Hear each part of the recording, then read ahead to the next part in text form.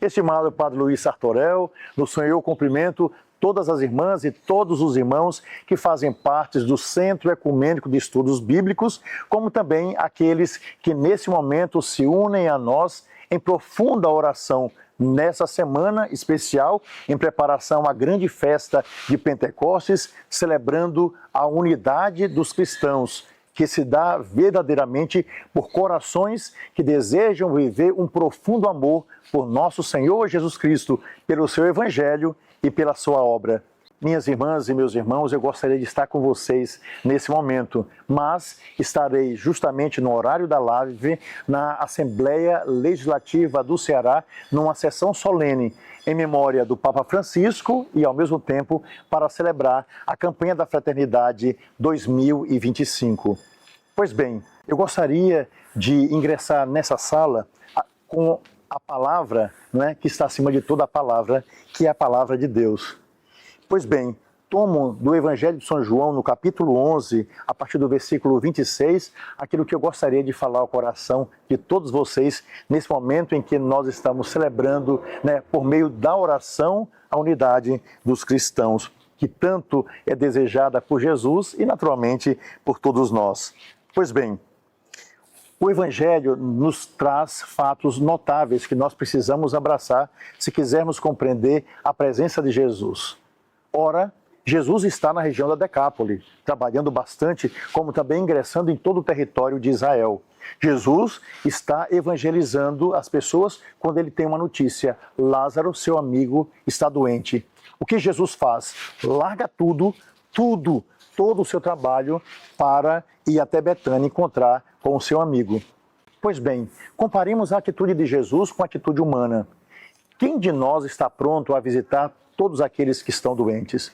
Quem de nós, às vezes, mesmo conhecido, larga tudo, o trabalho, para gastar horas ali dando uma boa palavra para aquele que está doente?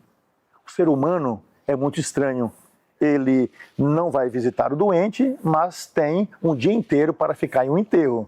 Não abraça as pessoas enquanto estão vivas, mas ao mesmo tempo quer abraçar as pessoas quando estão no caixão.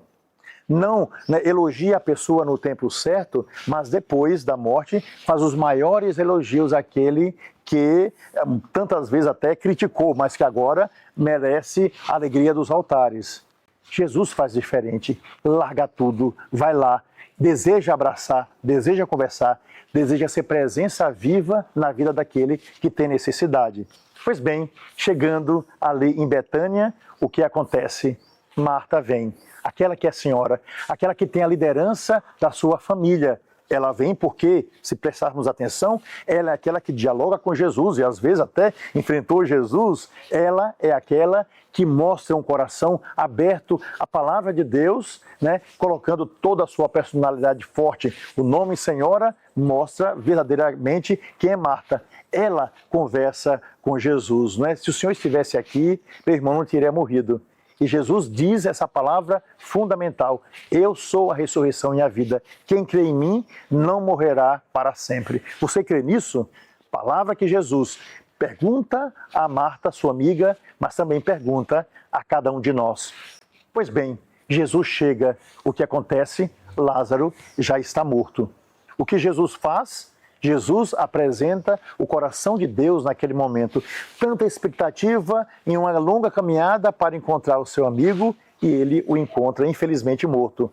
Jesus chora. Esse é o coração de Deus. Um coração que chora, um coração misericordioso, um coração cheio de amor, um coração que vai à cidade dos pobres para poder resgatar toda a vida. A palavra de Jesus é impressionante, ele pede para tirar a pedra. E se nós ligarmos a sua ressurreição, a gente vê que o anjo de Deus desceu do céu, removeu a pedra e sentou-se sobre ela.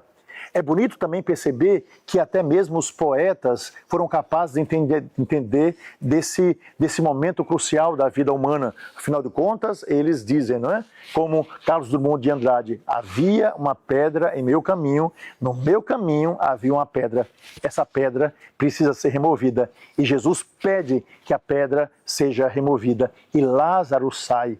É um homem que está enfaixado, é um homem que está preso, é um homem que está cheirando mal, representando hoje para nós todos aqueles que estão enfaixados, que a vida os deixaram duros, aqueles que estão presos também nos presídios, aqueles que estão doentes, aqueles que cheiram mal na rua, aqueles que necessitam de uma vida nova. E Jesus é capaz de dar hoje essa vida e nos pede que nós sejamos capazes de nos aproximar daqueles que vivem em seus túmulos, mas que precisam viver verdadeiramente essa grande vida que somente Deus pode nos proporcionar, enquanto preparamos aquela outra que se dará no reino dos céus. Vida plena para todas as pessoas.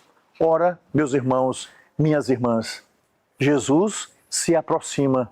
Jesus é o primeiro a dar o abraço em Lázaro. Jesus diz, venha para cá, ou seja, viva a vida que nós desejamos. Jesus, portanto, por causa daquele momento crucial, restaura a vida não apenas de um homem, mas restaura o seu viver, restaura a sua família que estava coberta de lágrimas, restaura tudo aquilo que aquelas pessoas naquela terra tão empobrecida necessitavam para que pudessem viver uma vida nova. Mas existe um fato que é fundamental. Ali estavam também os fariseus, porque sabiam que Jesus estava lá. E os fariseus, vendo esse fato, finalmente encontraram um termo, pela inveja que tinham, para colocar Jesus na cruz. E não apenas isso, antes da morte de Jesus, eles também matam Lázaro, aquele que havia ressurgido. Ou seja, existem pessoas que desejam verdadeiramente a morte, que têm na sua vida um desejo de apagar a verdade, a vida, desejando que os outros vivam eternamente presos, para que, subjugando aqueles que realmente estão sofredores, tenham todo o poder em sua mão, esqueçam daqueles que precisam de uma nova existência. Jesus não tem medo dos fariseus, que aliás acreditavam na ressurreição e que viram e mesmo assim não acreditaram. Jesus enfrentou os mais ricos da sociedade da sua época, os saduceus, que dominavam a parte externa do templo e que também não queriam a presença de Jesus por causa dos seus interesses, já que Jesus era o Senhor do templo. Resultado, Jesus não tem medo, enfrenta a todos para proclamar a verdade, mesmo que isso tenha lhe deixado como herança a cruz. Hoje, celebrando os 1700 anos do Concílio de Nicéia, nós precisamos recordar de dois pontos fundamentais. O primeiro deles, penso eu, é Jesus verdadeiramente é o Senhor da vida. Um outro ponto que nós poderíamos aqui destacar, e desse para todos os outros, o nosso Deus tem coração. O nosso Deus é amor, é misericórdia. O nosso Deus, se mostra cheio de amor para com seus amigos. E todos aqueles que são capazes de entender da força desse amor, que se sentem amados por Deus e que o amam também, são capazes de amar a toda a humanidade, sem fazer distinção de pessoa alguma, de trazê-los para o centro, para que vivam a alegria de uma nova existência, para que sejam verdadeiramente, junto com aqueles que acreditam em Deus, transmissores da verdade, da vida, da liberdade, de tudo aquilo que Deus nos deu quando nos proporcionou a alegria de um tempo novo, pela natureza que contemplamos, pela criança que se aproxima, por aquilo que podemos constituir pelo bem que devemos realizar. Portanto, que nós vivamos esse momento numa certeza absoluta. Deus nos ama e Ele nos ama a todos. E por causa disso, as divisões devem ser suprimidas. As pontes devem ser construídas para que, passando desse lugar onde era uma ilha para aquele outro local de encontro, nós possamos em Deus fazer com que a nossa vida verdadeiramente seja esse sinal de comunhão sonhado por Jesus Cristo e que nós, já por antecipação, estamos celebrando através dessa semana de oração pela unidade dos cristãos. Que Deus, portanto, os abençoe, que Deus nos abençoe e que nós voltemos a Betânia, lugar da morte de Lázaro, lugar que foi de descanso de Jesus e lugar da ressurreição.